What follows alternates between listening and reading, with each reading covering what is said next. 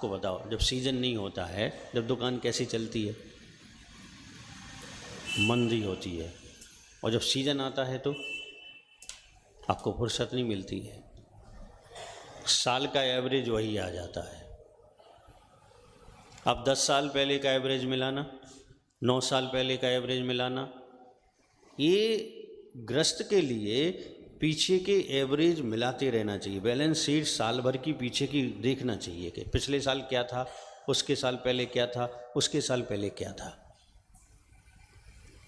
और आप देखेंगे कि कहीं आप बढ़ गया आपका बैलेंस, कहीं घट गया आपका बैलेंस, फिर कहीं बढ़ गया, फिर कहीं घट गया। आप यही देखेंगे।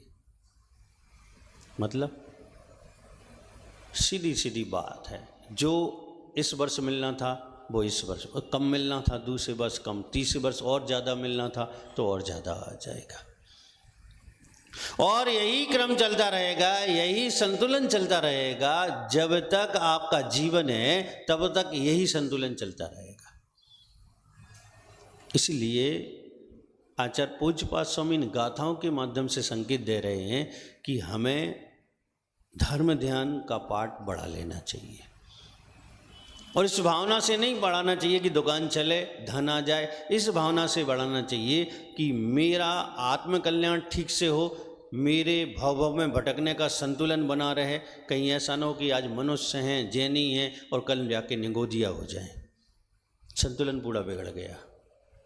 कम से कम इतना तो है कि आज हम मनुष्य हैं तो दूसरे भाव में कम से कम या तो मनुष्य हो जाएं या फिर देव हो जाएं। अगर आपका धर्म पुरुषार्थ भी ठीक से चलेगा तब जाके ये संतुलन बनेगा। नहीं मालूम आचार्यों ने क्या लिखा है, तीर्थंकर वाणी में क्या आया है? इस पंचम काल में निगोद से आ रहे हैं और वापस कहाँ जाएंगे? निगोद में जाएंगे। अगर धर्म पुरुषार्थ जितनी मात्रा में करना चाहिए उतनी मात्रा में नहीं हुआ तो ये स्थिति बनेगी। आजकल बहुत थेरेपी चल रही हैं, कम से कम 100 प्रकार की थेरेपी चल रही। अब लोग अंग्रेजी दवाई नहीं खा रहे, किस पे विश्वास कर रहे? थेरेपी पे विश्वास कर रहे। थोड़ा भी कुछ हुआ थेरेपी चालू। थेरेपी का मतलब क्या होता है? संतुलन बनाना।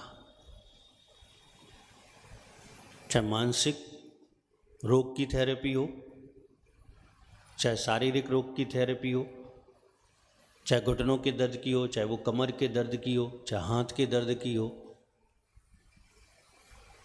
सिर्फ एक ही काम है कि यहाँ संतुलन बनाया जा रहा है। आपके मानसिकता का संतुलन, आपके शरीर का संतुलन, आपके घुटनों का संतुलन, एक संतुलन बनाया जा रहा है। जो बिगड़ गया है, जिससे आपको कष्ट हो रहा है, पीड़ा हो रही है, आप चल नहीं पा रहे हैं, आप बैठ नहीं पा रहे हैं, आप अच्छे से सोच नहीं पा रहे हैं, अच्छे से काम नहीं कर पा रहे हैं, तो उसका संतुलन बनाने के लिए की जाती है। महीना भर लगेंगे पैसे, महीना भर के आएगा एक व्यक्ति, आधे एक घंटे आपकी थेरेपी करेगा। आप देखना हमेशा जो भी थेरेपी करता है वो 2 काम करता है, एक तो हाथ चलाता है, एक मुंह चलाता है। वो जिसने करवाई हो उसे अनुभव होगा। यानी एक हाथों से शरीर का बैलेंस बनाता है और मुंह से आपकी मानसिकता का बैलेंस बनाता है। अगर उसे पता है कि 1% भी लाभ नहीं हुआ, 20 दिन हो गए मुझे, लेकिन वो आपसे क्या कहेगा? बस 2 दिन की बात और है। 2 दिन बाद भी वो आपसे क्या कहेगा? 2 दिन की बात और है। यानी वो अपने हाथों के साथ साथ वह मुंह के द्वारा, शब्दों के द्वारा आपकी मानसिकता का भी बैलेंस बना रहा है। और जितना हाथ का प्रभाव नहीं पड़ रहा है उससे ज़्यादा किसका पड़ रहा है? उसकी बात करने का प्रभाव पड़ रहा है। और महीने भर में 30 तारीख तक व्यक्ति ये कह देगा भाई 50% तो आ रहा, मैं भली 10% हो, करवा के देख लेना। अब कितनी होशियार हो, कितनी चतुर हो, लेकिन उसकी बातों में तो आ जाओगे आप। क्योंकि वो स्थिति ऐसी है। इसी प्रकार से जैन दर्शन ये कहता है कि हमें धर्म ध्यान के द्वारा अपना मानसिक संतुलन बनाना चाहिए। और मानसिक संतुलन जब बना लेते हैं तो आदि समस्याएं हमारी हाशिए पर चली जाती हैं। हाशिए पर जाना समझते हो? हाशिए मतलब अंत में जिनकी महत्वता खत्म हो जाती है या जिनके कारण हमें परेशानी नहीं होती है। और वही बात अध्यात्म दृष्टि से और व्यवहार दृष्टि से पूज्यपाद स्वामी समझा रहे हैं। वह कहते संतुलन बना के चलो।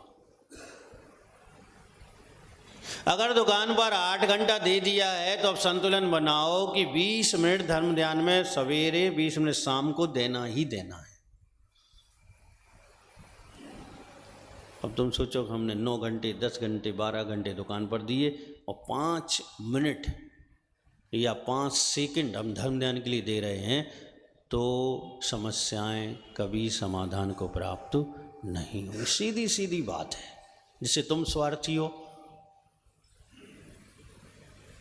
वैसे धर्म ध्यान भी स्वार्थी है।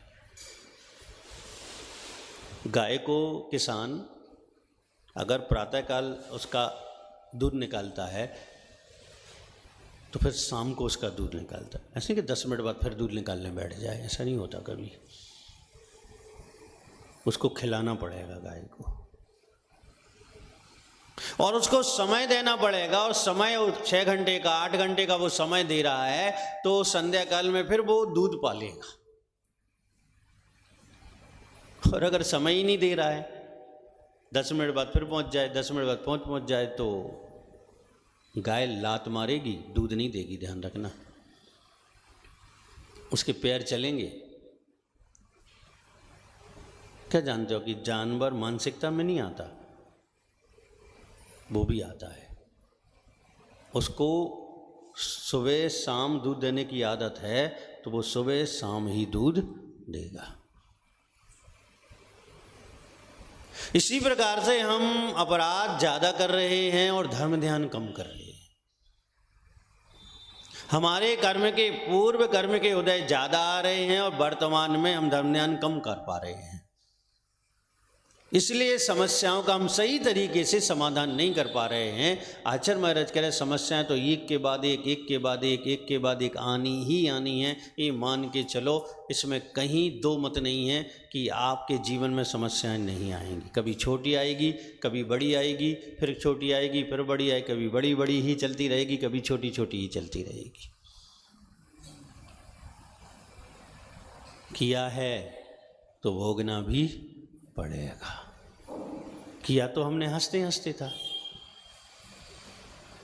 बहुत समझाया था, देवशास्त्र गुरु ने बहुत समझाया था और भी लोगों ने, हमने नहीं माना।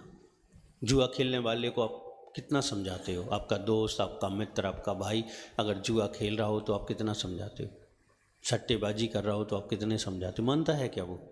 नहीं मानता। कब मानता है? जब सड़क पे आ जाता है,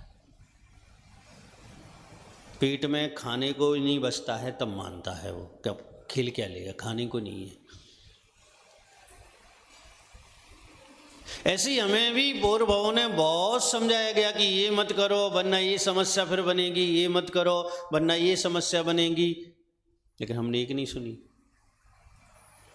और आज भी कहाँ सुन रहे हो? कितने लोग समझा रहे कि भाई रात में भोजन मत करो, अनछना पानी उपयोग मत करो, अभक्ष्य मत खाओ। मान रहे हो क्या? आज तो हंस रहे हैं महाराज, गए वो जमाने। ठीक है,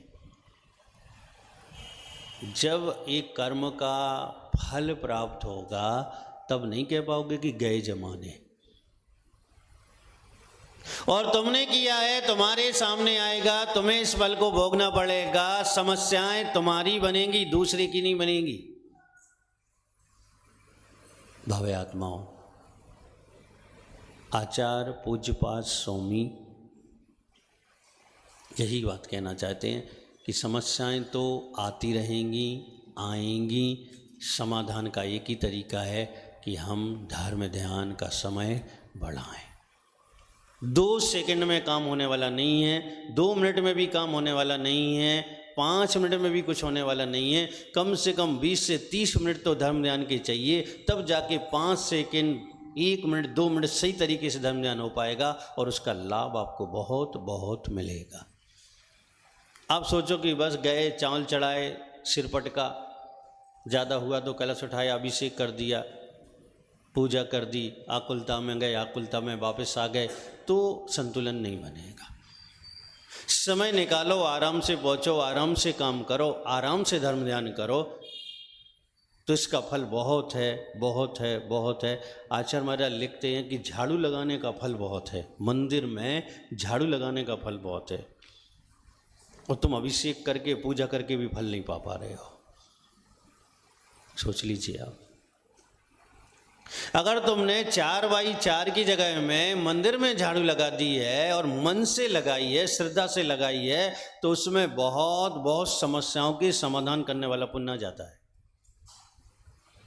और तुम बताओ, अभिषेक कर रहे हो, पूजन कर रहे हो, बस आकुलता से कर रहे हो, जल्दबाजी में कर रहे हो, धर्म ध्यान नहीं हो पा रहा है। वरना वो एक एक बूंद जो मस्तिष्क पर प्रतिमा के गिर रही है, वो आपके लिए कितना पुण्य देगी, कितना कि आप सोच भी नहीं सकते। तो भव्य आत्माओं, प्रयास करो कि धर्म ध्यान का समय बढ़े, धर्म ध्यान ठीक से हो, ताकि समस्याओं का समाधान हो सके। जय बोलिए गुरुदेव आचार्य श्री विराग सागर जी महाराज जी की, परम पूज्य आचार्य भगवान गुरुदेव विनिश्चय सागर जी महाराज की।